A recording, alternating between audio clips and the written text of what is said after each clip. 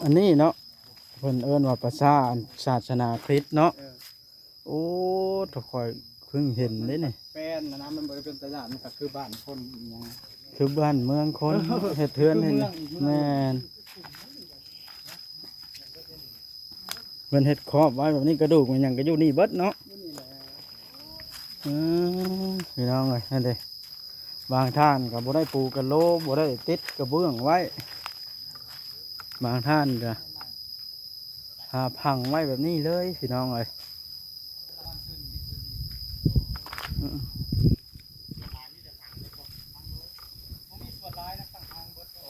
ผู้ที่บ่มีบันไดเพิ่นละพังไว้บ่ได้เฮ็ดอันคอกไว้บ่นี่บ่ทันได้มีโอ้นี่แม่นเบิดนี่พี่น้องเดือน1 2เดือนเขาก็มาก่อแล้วมาเฮ็ดน้ำดังบ่กะว่าบ่ให้กระดูกตกเหี่ยเสียหายเนาะ1มากะเป็นเงินของทางพี่เมย์เพิ่นก็เป็นคนไทยแต่ว่าไปอยู่ทางญี่ปุ่นเนาะเป็น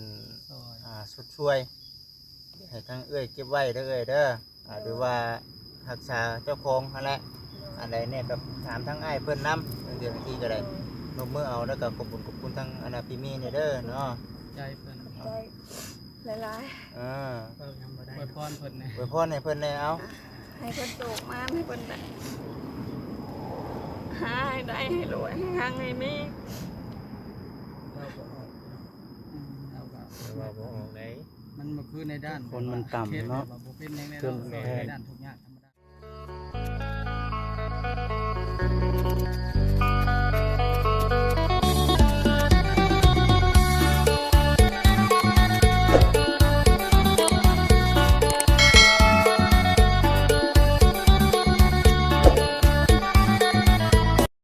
พี่น้องเอ้ยโอ้ยเปิดภาพกินก็ได้แม่เพิ่นมาล่ำลาคุมลูกครั้งสุดท้ายหลังจากที่ได้เสียชีวิตหรือว่าจากไปพี่น้องเอ้ยทางพ่อเพิ่นก็มาตัดอันนั้นอ๋อตัวคุมเล็กน้อยบ่นี่เดี๋ยวมื้อเช้าพังแบบนี้เลยบ่เดี๋ยวนี้เด็กน้อยเขาบ่ได้นั่นศาสนาคริสต์นี่เนาะศาสนาคริสต์แม่นเดี๋ยวบ่ได้ปกบ่หาตัดกดเหมือนตกเลิกเติบบ่ถึงเจ้าพังและเที่ยงคืนเอามาพังแบบนี้เลยถูเอ้ยถูเช้านี้บ่ได้มาน้ำพี่น้องเช้านี้บ่มาน้ำย่อนบ่มีรถเนี่ยรถจักเราสินั่นแน่ไหนวะจักเราบ่ได้มาน้ำเหมือนกันแม่เพิ่นมาลำลาครั้งสุดท้ายพี่น้องไ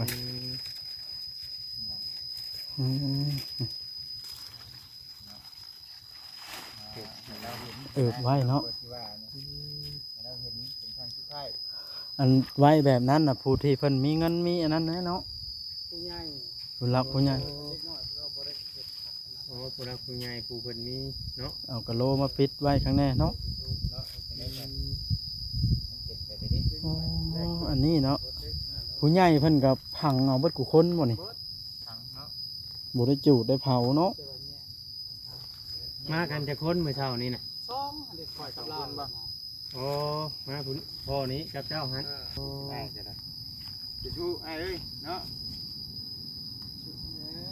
น้ำตาไหลกูเป็นแม่แล้วท้องมาตั้งเก้าเดือนเลยพวกไอ้น้องกะมีใครมาเลยแม่นบ่ถิ่มกันคักเนาะได้กันดีเนาะงามลำให้ลำหน้านี่ถือว่าบ่ฮู้อีโอ้ดำให้ดำหน้าก็เสียชละแล้วยามมันเป็นเนาะแบบนี้เนาะบ่จิตมันเป็นนี่เด้ค่ะถ้าบ่แล่นน้ำกันในยามแบบนี้สิแล่นยามใดคนน้อยมันสำคัญแม่นอยู่ดอกเวียกงานก็ได้แต่ว่าบ่จำเป็นก็ต้องได้ป้าเนาะอันนี้มันจำเป็นเด้เราก็ต้องได้มาเนี้ยเนาะมันเป็นเวียกที่จำเป็นตรงนี้นะเศร้าใจอีหลีนี่เนาะแล้วมาพี่ให้มานั่งพี่ก็ได้เอาบ่ได้เฮ็ดหัวเฮ็ดหยังบ่บาดนี้เนาะแม่นบ่ได้เฮ็ดหัวยันงัวควายมาเหยียบมันขลำเด้นี่เนาะ เพิ่นบ่ได้เฮ็ดได้บ่เบิดนี่ก็แม่นนี่ก็สิแม่น หอยงัวเปื้อเนาะ แม่นหั่นก็สิแม่น แม่น เบิ เบิ ด ด นะ นะ แม่นแม่นเบิดนะหนูนูนเนี่ย เฮ็ดเพาะให้หยังออกพระเจ้าก็มาเก็บไปกินแล้วแบบนี้อืม เด็กบ่ไอ้ขุด เลิกปกติเราก็ไอ้นั่นเราก็เคยไปทีมเล็กน้อยมาก่อนเลยนะเราก็สังเกตปกตินั่นแหละเขาก็ไปให้ขุดเลิกไล่กันว่าละไม่ได้ขุดเลิกกันนะ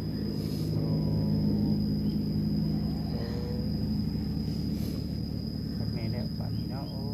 ย จิตบ่แข็งบ่แม่นแนวมาอันนี้เนาะจิตเฮาบ่แข็งพอนะเข้าภาษาแบบนี้ คือทางเบื้องชาติเด็ดแม่นบ่คนละภาคทางกันบ่ ทางนั้นก็แม่นบ่ นี่ อืม แต่ว่า อ่า ตาย เป็น ดิบ อันนี้นี่เนาะ ตายเจ็บตายเป็นเลยทั้งนี้ อืม เป็นตายดิบเลยตายมาเองเลยทั้งนั้น ค่ะว่าแยกบ่ได้นี่ ตรงนี้ พัง เมิด พังหมด พังเมิดหาตายเจ็บตายเป็นตายโซ่น่ะตายครั้งนี้ โอ้ ตายดิบ โห ตายแบบ ข้าวห่มผู้คอยว่ามันฮ้อนแห้งเด้ออันนี้ เรื่อย มันแม่นอยู่ลำลากระดาษมันฮ้อนมันอันนี้เนาะเพิ่นเอิ้นว่าประชาศาสนาคริสต์เนาะโอ้ถ้าคอยเพิ่งเห็นเด้นี่ แป้นนะมันบ่ได้เป็นตลาดมันก็คือบ้านคนอหยัง คือบ้านเมืองคนเฮ็ดเทือนให้นี่แม่นเพิ่นเฮ็ดครอบไว้แบบนี้กระดูกมันหยังก็อยู่นี่เบิดเนาะพี่น้องเอ้ยนั่นเด้บางท่านก็บ่ได้ปูกระโหลบ่ได้ติดกระเบื้องไว้ บางท่านก็หาพังไว้แบบนี้เลยพี่น้องเอ้ย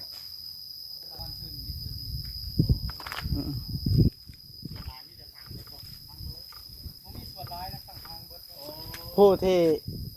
บ่มีบันไดเพิ่นละพังไว้บ่ได้เฮ็ดอันคอกไว้บ่นี่โอ้นี่แม่นเบิดนี่พี่น้อง เดือน1 2เดือนเขาก็มาก่อแล้ว มาเฮ็ดน้ำดังบ่ กะว่าบ่ให้กระดูกตกเหี่ยเสียหายเนาะ หนึ่งมากะคันว่าหลายปีมามันแป้มันแจกเฮาก็ลงเฮาก็บ่ฮู้ว่าบ่จื้ออันนี้ก็บางทุกการหลัง ทางกับล่าสุดอันนี้เนาะ บ่ล่าสุดผู้ต้นน่ะหวังฮักกะวิทย์บ้านซื่นวิทย์เทือนดี โอ้ ฮักกะวิทย์เฮ็ดงาน โดย งาน ติดทางดำเลยอันนี้เนาะติดถนนทางหลวงเลย อันนี้แต่เฮิงแล้วแต่บ่ทันอันนั้นนี่เนาะบ่ทันเฮ็ดเฮือนให้เพิ่นอืมโอ้นักพอสมควรเด้ออันนี้แปลกเป็นวินหัวพี่น้องเอ้ยเขาปิดเฮาบ่แข็ง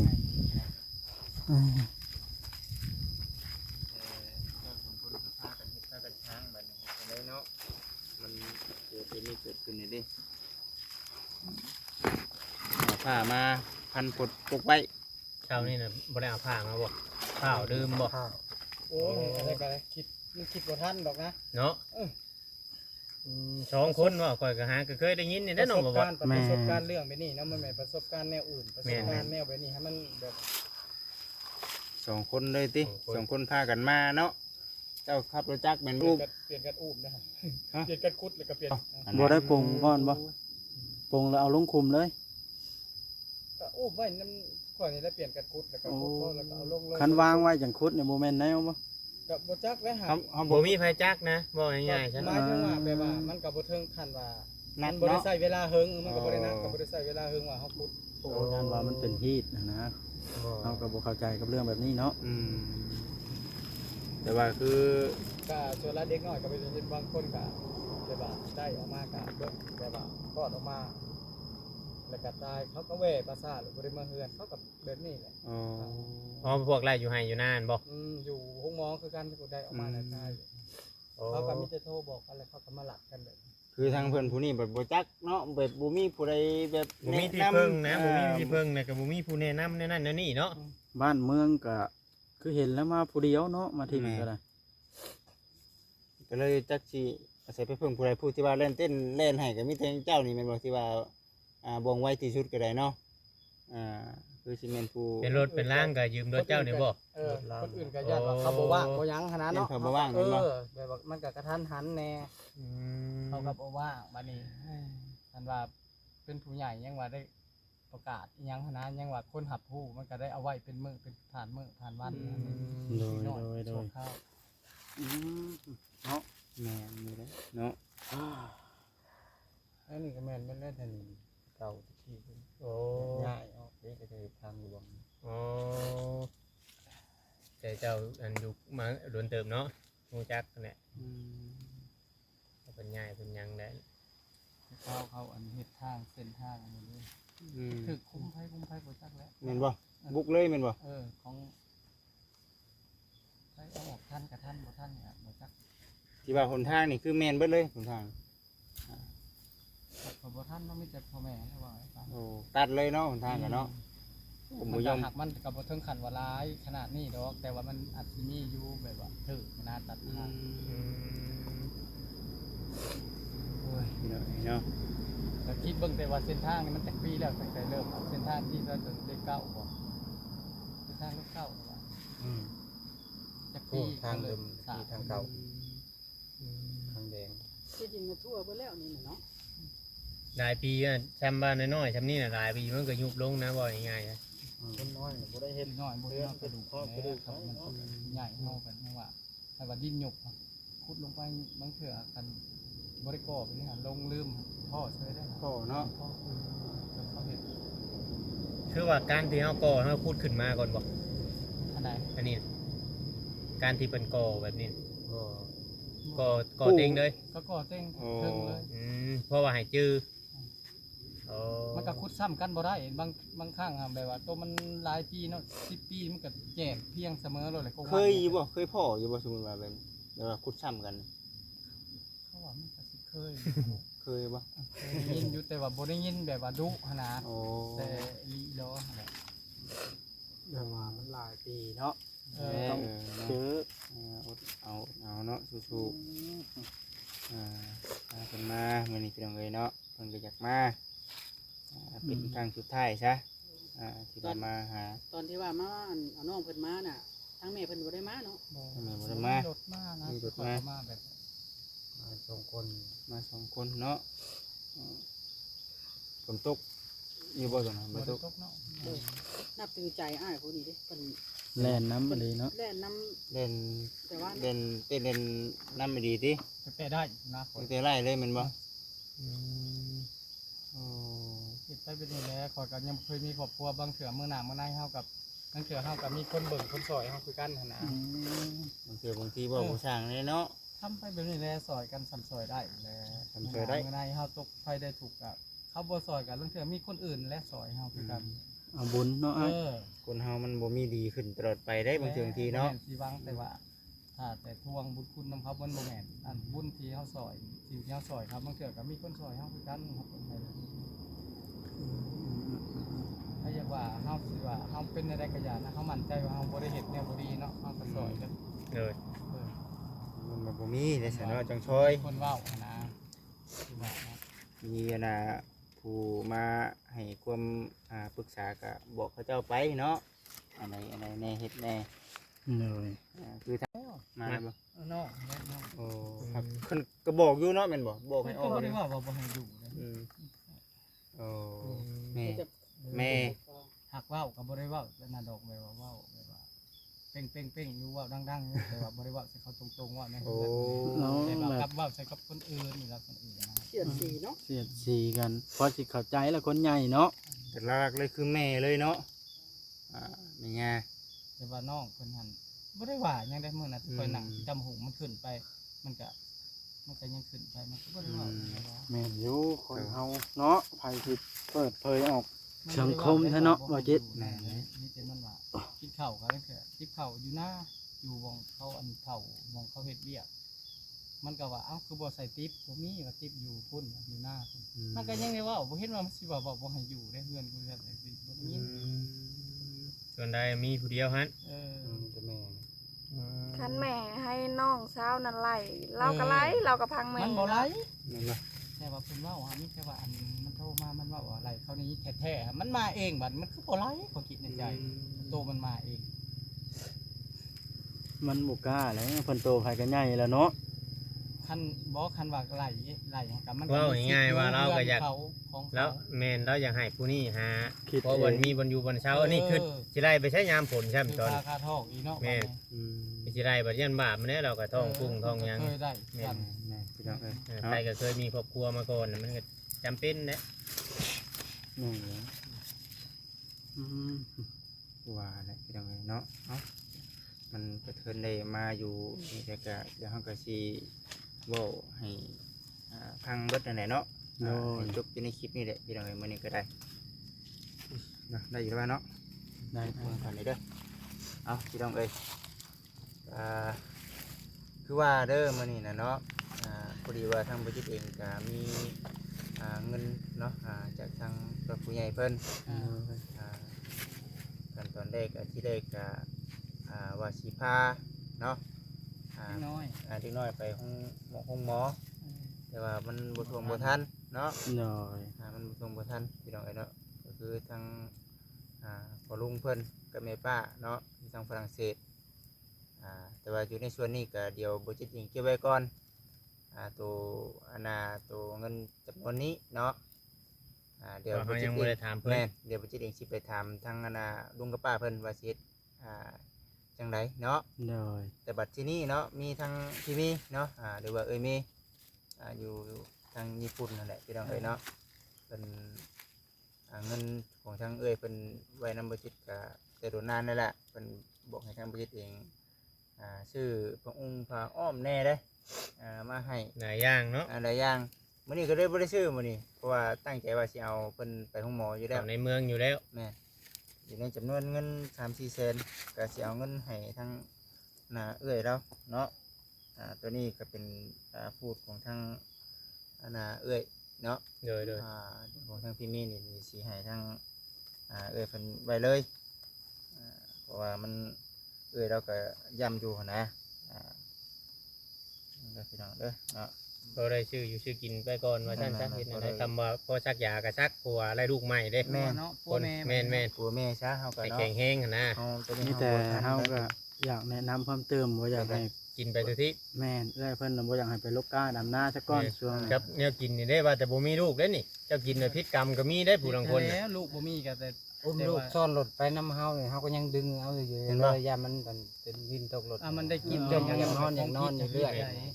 น้อย ไม่รู้ แต่ว่าทั้ง เขาบอกเนาะ ทั้งอ้าย เป็นบ่เมียบ่พรน่ะ เพิ่นก็ได้ได้จ้ะ เมียบ่พรก็ยังพิษกรรมนั่นเนาะบ่ดิ น้ำนมก็ยังให้คิดเบิ่งแล้ว7 มื้อมันสิมีอิหยังมันบ่ทันได้นั่นดอก โอ้คำไปคนแบบแต่เฮาให้เต็กแล้วบ่ทันออกกรรมซั่นเนาะ โอ้ย คนธรรมดาบ้านเมืองแบบพอมีพออยู่ไปนะ เป็น10ปลายมื้อผู้ไหน อยู่กรรมเนาะ 21มื้อผู้ไหนบางคน พุ่นแหละ บางคนก็14มื้อ กินเขายังระวัง ระวัง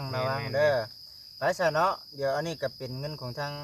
พี่เมย์เพิ่นก็เป็นคนไทยแต่ว่าไปอยู่ทางญี่ปุ่นเนาะเป็นสุดช่วยให้ทางเอื้อยเก็บไว้เด้อเอ้ยเด้อหรือว่ารักษาเจ้าของนั่นแหละอันใดเนี่ยก็ถามทางอ้ายเพิ่นนำเดือนที่ก็ได้นกมือเอาแล้วก็ขอบคุณทางพี่เมย์นี่เด้อเนาะ ใจเพิ่น ใจหลาย อวยพรเพิ่นนะ อวยพรให้เพิ่นได้เอา ๆให้เพิ่นโตมาให้เพิ่นได้หาให้ได้ให้รวยให้หังให้มี เราก็ ว่าบ่ออกได้ มันบ่คือในด้าน คนมันต่ำเนาะ บ่เป็นในด้านทุกอย่างธรรมดานี่มันก็เรื่องแบบนี้มันก็เว้ากัน สู้ๆเอ้ยสู้ๆเนาะ เกาหลีมาเท่านี้ ปลอบใจเมียเนี่ยไอ้เอ้ยกดปลอบใจเมียเนี่ยโอ้ยเนาะตบหลังเมียเนี่ยได้ มี เสีย แต่ เนาะ คอมเมนต์ดีเนาะมื้อเช้านี่ยัง คน ถาม กัน อยู่ เองแล้วน้อยได้ ปลอบ เพราะ ใจ ว่า เรา นี่ เนี่ย เบิ่ง ไป ว่า กับ ใจ มือ ขาด ทุกกระทุ เรา ก บ่ได้นอนช่องคืนน่ะ น้ำกันแล้ว แต่บ่ได้นอนจักดีเลย กระทุกน้ำกัน โอ้ เนาะ ยสังเกตบางตั้งแต่ได้ลูกแล้วพุ่นละบ่เต็มอิ่มนะค จั รั ก บ เลยแต่ว่าเมียเนี่ยจะก็ได้ลูกไงเนาะเมียซ่อนรถกะย่ามันรับลงน้ำหลังกับพอแล้ว บัดที่นี่น่ะเงินส่วนของทางพี่มีน่ะคือบ่จิตได้มอบให้แล้ว ส่วนเงินของทางป้ากับลุงน่ะเดี๋ยวบ่จิตไปปรึกษากับแม่นปรึกษากับผู้ใหญ่ก่อนเด้อพี่น้องเด้อเนาะว่าเพิ่นสิให้เฮ็ดจังได๋ แม่เฮ็ดแบบใด ให้เฮ็ดแบบใดทีนี้ก็จังว่ากันอีกเทื่อมีแต่ชูเจ้า2คนนั่นแหละเบิ่งกันเนาะอันใดที่ว่า เป็นหืดเป็นยาเนาะ โดย มาใส่โชคมาใส่อย่างแหละ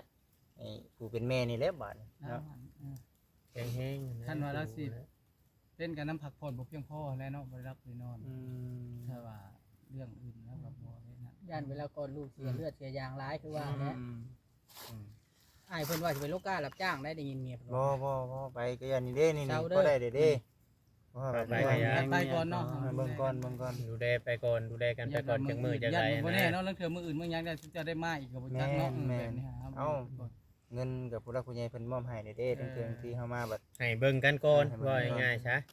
แล้วเทื่อมีผู้ติดต่อมาจากซอยเด้เนาะ ถ้าเป็นไปได้เนาะเทื่อได้ดินดอนต้นหญ้าพอได้ เออ ปลูกเรือน มัน ป ก็ ลูก มี ชายใช้เนาะ เนาะ อ้างน้ำมันบอนอยู่บนเช่าเนี่ยกับปานนั่นเดี๋ยวนี้นะ เออ เพื่อนเขาเจ้าเขาก็ยังล็อกไว้นั่นห้องที่ว่านั่นนะไปทั่วบ่ได้ว่าง่ายๆอยู่เพื่อนน่ะไปทั่วบ่ได้ นั่นแหละ ไปกับบ่ จั มี ง เนาะไปกับพระไทย อุกใจอยู่เนาะ อยู่เพื่อนได้อยู่แต่ทั้งเนาะ แม่น อันนี้ก็พอสมควรเนาะ โดย สู้ๆเด้อสู้ๆสู้ไปก่อนทั้งง่ายกับเอ้ยเนาะจังได๋ซะอยู่ป่าอยู่ร้อนเลยพี่น้องเอ้ยมื้อนี้ก็เอาแบบสุดๆร้อนๆเนาะอยู่นี่อ่า อีกอย่างทางทีมงานเฮาก็สิเบิ่งไปเรื่อยๆเนาะเพื่อพอได้ชดช่วยกันเล็กๆน้อย คือทางเจ้าเองก็บ่มีไผซะเนาะบ่อยากให้มันเป็นแนวนี้นะบ่มีไผ และ FC บางท่านเพิ่นยังบ่เข้าใจเด้ว่าทีมงานเฮานี่คือทราบโพด โอ้จัก ก็ สิ หลายคอมเมนต์อยู่ นี่ว่าไว้สุดเลยได้อันที่ว่า ขึ้ ติ น ด เดี ต่ ยว อ เนาะ บ่ได้คืนเด้อันที่ว่าติดต่ออัน ตอนเช้าเนาะ ไม้ที่ว่าติดต่อหันทีมงานหามาไว้อยู่แต่ว่าคนที่ซอยหันเลยว่ามันก็บ่ได้มีแบบว่าเอาลงปุ๊บเลยมามีโดดเนาะ เพิ่นก็บ่ได้เห็นในทางเทือง บางคน ที่ ก็ เพิ่น เบิ่ นอน งมีแต่ว่ามีแต่ออกความคิดเห็นเนาะมันบ่ได้หมายความว่าสิว่าลงปุ๊บแล้วมีอันนั้นโลดมันก็ไว้ได้คือกันคันว่าน่ะ โดย คันว่ามีเงิน เพราะง่ายๆว่าทีมงานเฮาน่ะบ่มีเงินกองกลาง แม่ ว่าถ้าว่าเฮาเจอกรณีฉุกเฉินแบบนี้ เออ เดี๋ยวเฮาช่วยปึ๊บรถน่ะมันบ่มีเงินน่ะมันเลยยาก คือมื้อวานนี่ก็ฮอด ลำ บ่ พัง ชั่วโมงเริ่มติดต่อนะคือปล่อยคิดหาวิธีซอย ก็บ่ได้เฮิงเนาะ บ่เฮิงกลับ บ่ มา เฮิง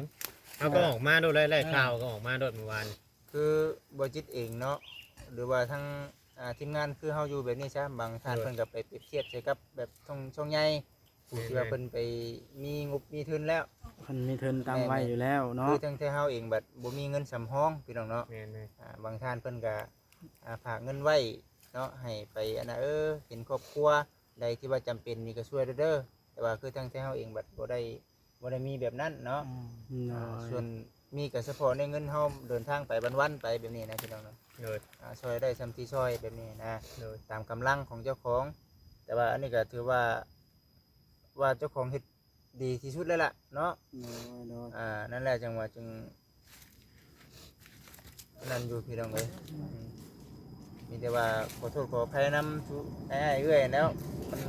เป็นอะไรเนาะมันเป็นนะ พยายามสุดแล้วเนาะ ไปเสียได้เนาะ น้อย เดี๋ย ฮะ วสิไปส่งทางนี้ก่อนพี่น้อง น้อยน้อยน้อย สบายดี ฮะ สบายดี ฟั เนาะ งโดย เดี๋ยวสิไป สู้ต่อไป ทางนี้ นี่แต่ว่าอยากให้พักผ่อนซะก่อนเด้อเอ้ยเด้อแล้วก็ได้บ่เผาเฮ็ดหยังที่มันหนัก น้องเฮ็ดได้เพิ่นขอ ติดทางดำเลยพี่น้องไอ้พี่ภาษาก็ได้โอ้ยโคตรโพพี่น้องเอ้ยชีวิตคนนี่ก็ได้